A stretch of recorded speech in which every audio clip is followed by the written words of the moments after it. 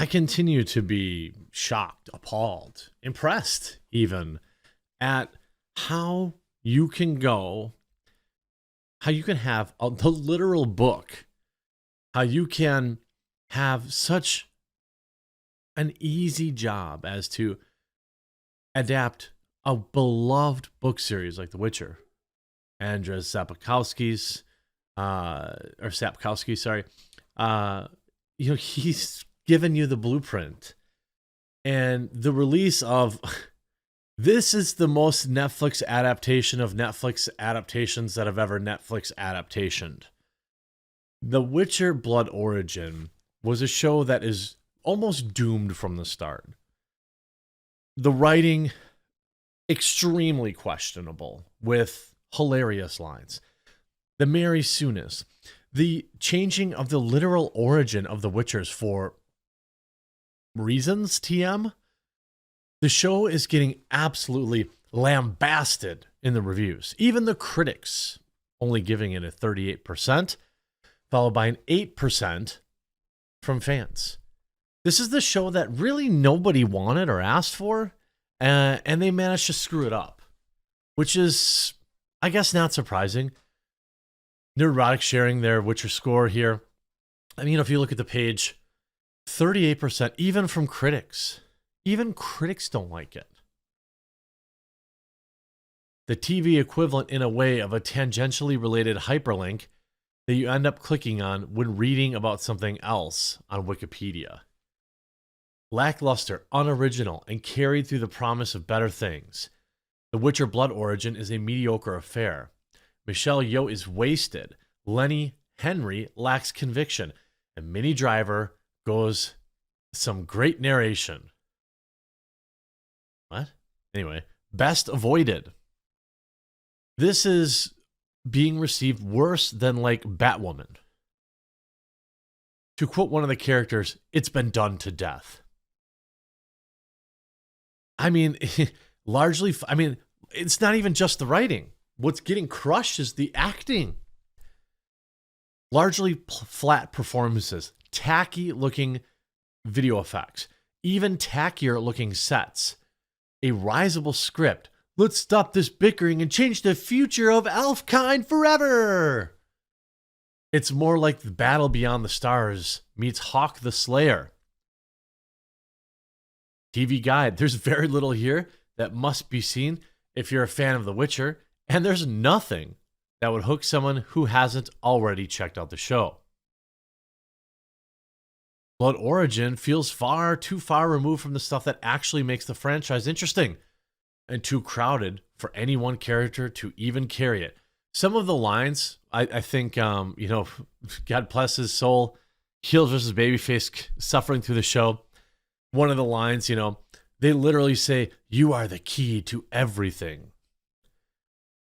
He continues with, Hollywood hired some effing writers that can Hollywood hired some writers that can effing write? I assume he means can we? You see, this show is saving lives as it has Eternals writing all over it. I mean, it's even the critics. You could see Polygon, which normally likes kind of these like woke reimaginations of shows that are beloved by fans because they hate the fans and they know the show will destroy the lore. Why? Netflix's Blood Origin changes what we knew about Witchers, and the actual origins are disappointing and confusing. I mean, Netflix's, The Witcher Blood Origin is a prologue to Netflix's fantasy series and tells the story of some of its universe's most important events, or at least it's supposed to. The conjunction of the spheres is among the plot lines that crops up in the miniseries, but the most important and perhaps most disappointing is the origin of the series' most important order, the Witchers. Blood Origin shows us the first Witcher transformation, or at least I think it does, but it also changes Witcher lore in a big way that throws into question the whole universe of the Netflix show. Why do this? Either you read it and ignored it,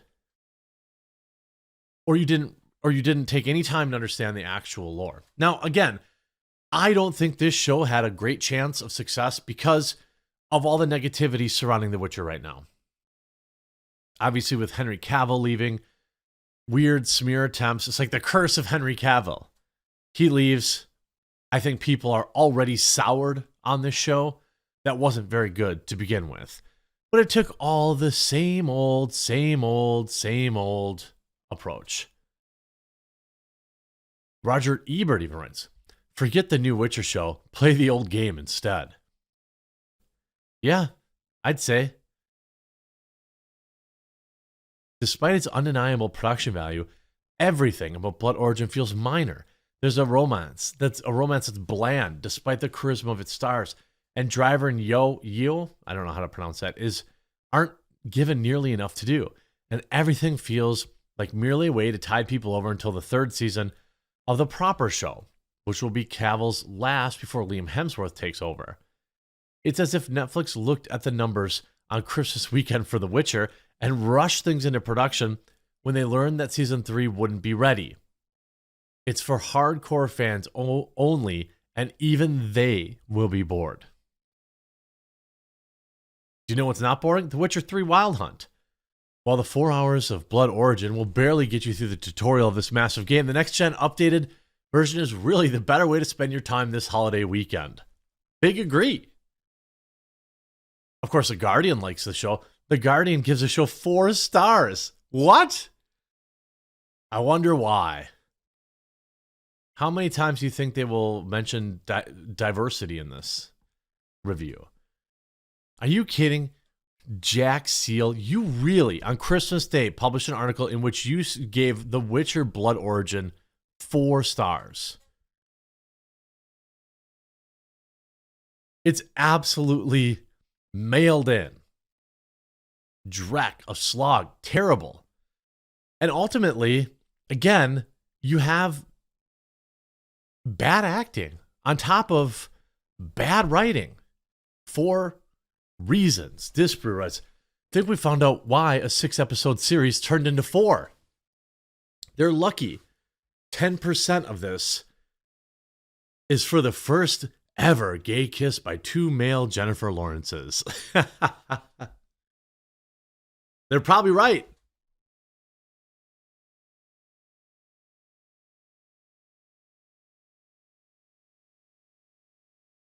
I think that, you have here, obviously, people are blaming Lauren Hisrich. I don't think she's actually involved in this show. Pretty sure she isn't. I don't think. People don't like her. I understand why. But I don't think she's involved in this show. I'm wrong, she is. Is a fantasy miniseries created by Declan DeBarra and Lauren Schmidt-Hisrich, adapted from the Witcher book of the name. It serves as a prequel. Interesting.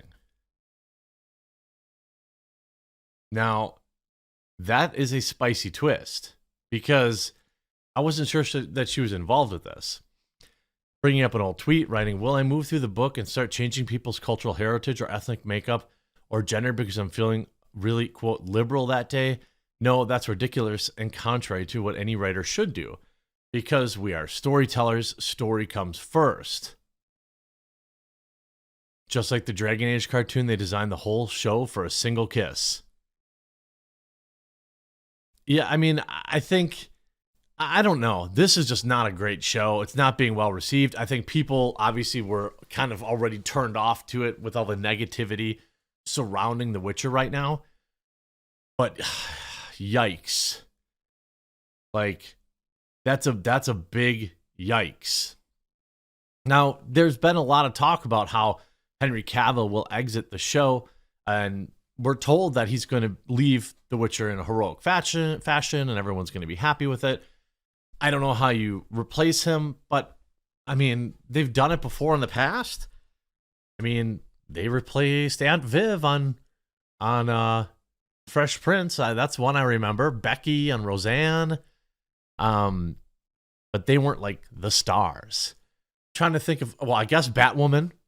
That didn't, I mean, I think Batwoman replacing the star and failing wasn't the reason that failed.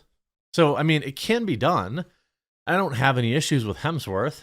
I think, if people shouldn't hate on him for taking the job because, I mean, ultimately he's just doing his job. He doesn't have anything, he's not involved in anything else. He's just trying to do his job. So hopefully people don't hate on him, just for hate's sake. Even Deserto, okay?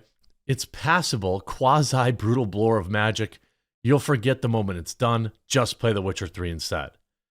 Ultimately, your enjoyment of Blood Origin will depend on how invested you are in the Witcher universe and how convinced you are by the slapdash storyline it presents. D+. I wonder,